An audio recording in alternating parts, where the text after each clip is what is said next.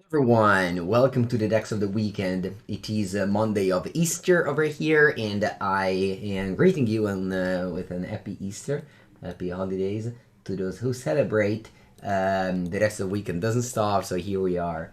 Let's begin.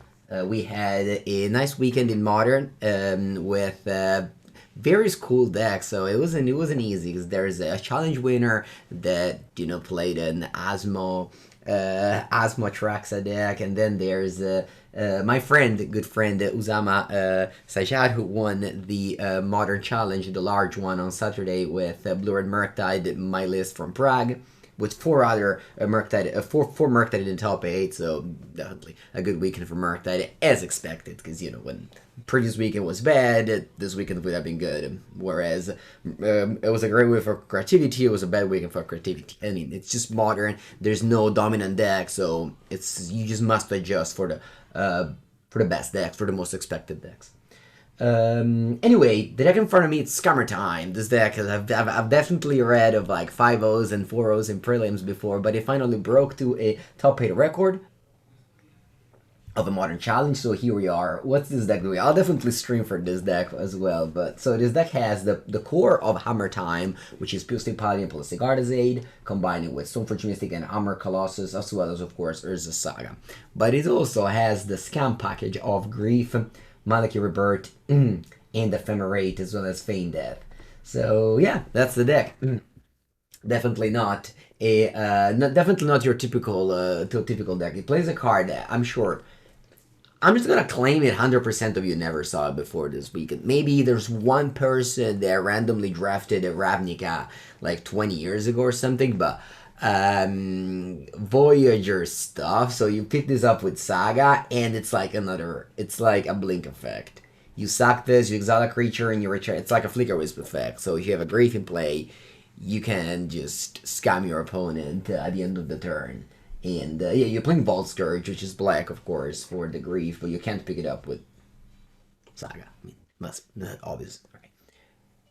Only 2s on is very strange, but I guess you need to find some space for your auto cards. So here we are. Only one Solitude with two more in the sideboard. We're already seeing Solitude picking up popularity in the Armor decks. I've streamed with this deck last week, I believe. Sanctifier in Vec is a little bit of a number with Grief, but technically you play Grief on turn 1 and then Sanctifier on 2, so I think it's fine.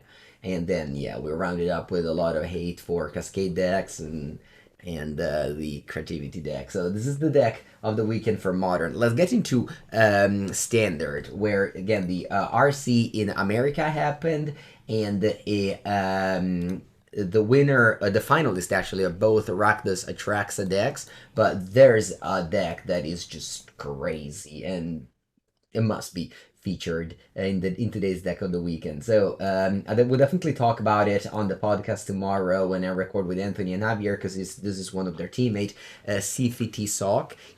They went first in Swiss and then top eight at the top, lost in the top eight.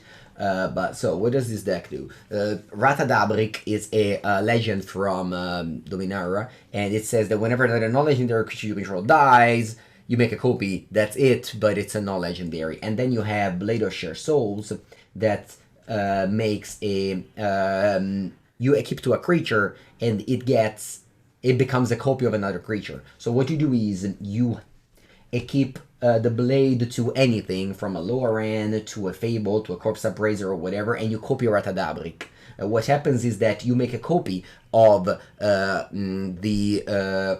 Ratadabrik, and you it comes into play, and it dies because it's a legend. Sorry, when the non-legendary creature, okay, so it dies because it was a copy of Ratadabrik, which is a legend. So it basically comes back from the graveyard as a copy of what it was. So in this case, it was a Corpse Upraiser, and it triggers again. Am I lost in this? Man, I think I'm lost in this. Okay, let's read it again. When another legend, I'm sure that this is the combo. When another legendary creature dies, create a token that's a copy. Okay, so if with Blade you attach it to a creature, You copy Ratadabric. I believe it combos with Atsushi. If you have two Atsushi, you get infinite mana.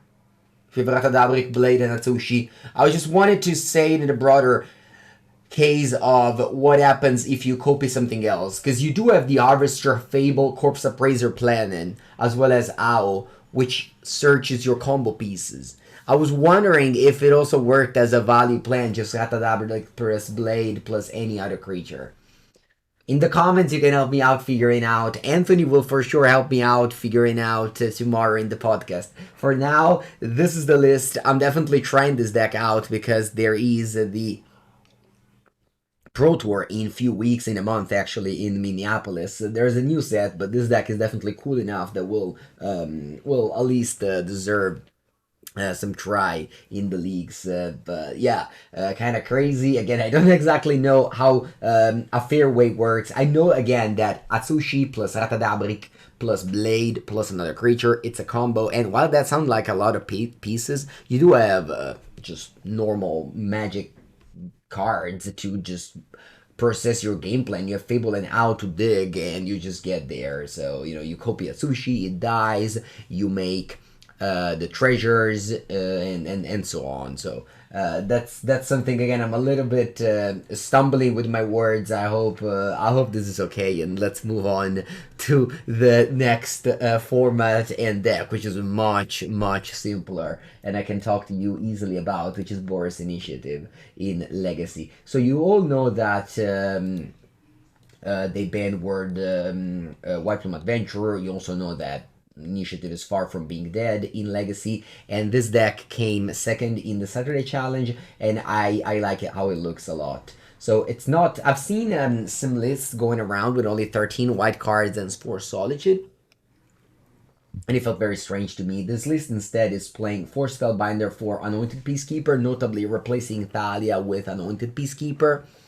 It's playing red just for the Caves of Chaos Adventurer, and it's also playing Simon Spirit Guide over the it's playing Simon Spirit Guide over the what was it called, the land Emeria Call. There's no Emeria Call in this list. Chrome Mox and no Diamond of Mox, which, if you remember, I made one video with Mox Diamond. I hated that card so much. So yeah, this is the new face of Boros Initiative. It's the new face of just hate bears with Archon of Emira, Chalice of the Void, and such, with 8 initiative cards. This is probably the way to build the deck. I like this list a lot, and I might make a legacy video this week with this deck.